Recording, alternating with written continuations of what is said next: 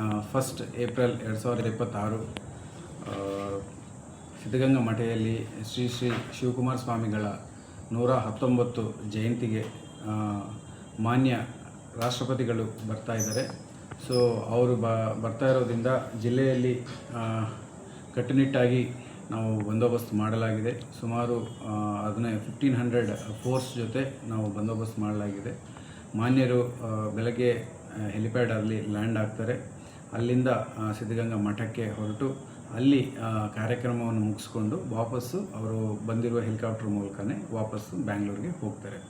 ಇದರಲ್ಲಿ ಮುಖ್ಯವಾಗಿ ಸಾರ್ವಜನಿಕರು ತಿಳ್ಕೊಳ್ಬೇಕಾಗಿರೋದು ಏನೆಂದರೆ, ಆವತ್ತಿನ ದಿನ ಬೆಳಗ್ಗೆ ಸುಮಾರು 10 ಇಂದ 11 ಮಧ್ಯದಲ್ಲಿ ಮತ್ತು 11:30 12 ಮಧ್ಯದಲ್ಲಿ ಟ್ರಾಫಿಕ್ ರೆಸ್ಟ್ರಿಕ್ಷನ್ಸ್ ಇರ್ತವೆ. ಸೊ ಈ ಸಮಯದಲ್ಲಿ ಸಾರ್ವಜನಿಕರು ಪೊಲೀಸರ ಜೊತೆ ಕೋಆಪರೇಟ್ ಮಾಡಬೇಕು ಅಂತ ತಿಳ್ಕೊಳ್ತಾ ಇದ್ದೀವಿ.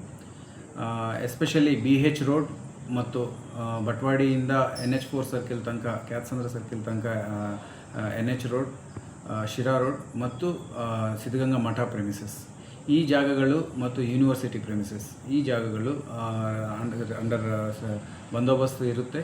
ಟ್ರಾಫಿಕ್ ರೆಗ್ಯುಲೇಷನ್ಸ್, ಮೂವ್ಮೆಂಟ್ ರೆಗ್ಯುಲೇಷನ್ಸ್ ಇರ್ತವೆ. ಹಾಗಾಗಿ ದಯವಿಟ್ಟು ಸಾರ್ವಜನಿಕರು ಆ ದಿನ ಹೇಳಿರೋ ಸಮಯಗಳಲ್ಲಿ ಪೊಲೀಸರ ಜೊತೆ ಕೋಆಪರೇಟ್ ಮಾಡಿ ಕಾನ್ವಾಯ್ ಮೂವ್ಮೆಂಟ್ ಜಾಗಗಳಲ್ಲಾಗಲಿ, ಸೆಕ್ಯೂರಿಟಿ ಕವರಲ್ಲಿ ಇರುವ ಜಾಗಗಳಲ್ಲಾಗಲಿ ಕೋಆಪರೇಟ್ ಮಾಡಿ ಅಲ್ಲಿ ಎಂಟರ್ ಮಾಡದೇ ಇರದಂಗೆ ನೋಡ್ಕೋಬೇಕಾಗುತ್ತೆ.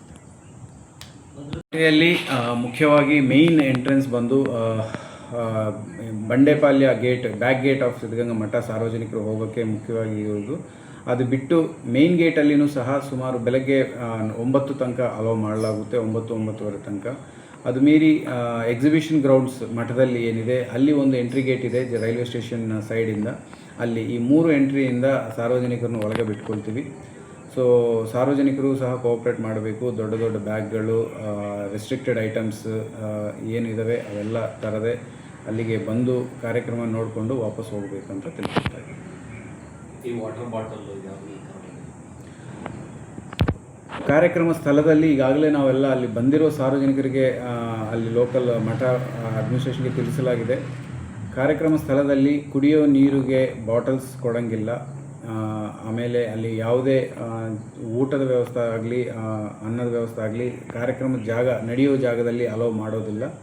ದಾಸೋಹ ವ್ಯವಸ್ಥೆ ಎಲ್ಲಿದೆ ಅಲ್ಲಿಗೆ ಹೋಗಿ ಅವರು ಊಟ ಮಾಡ್ಕೋಬೇಕು.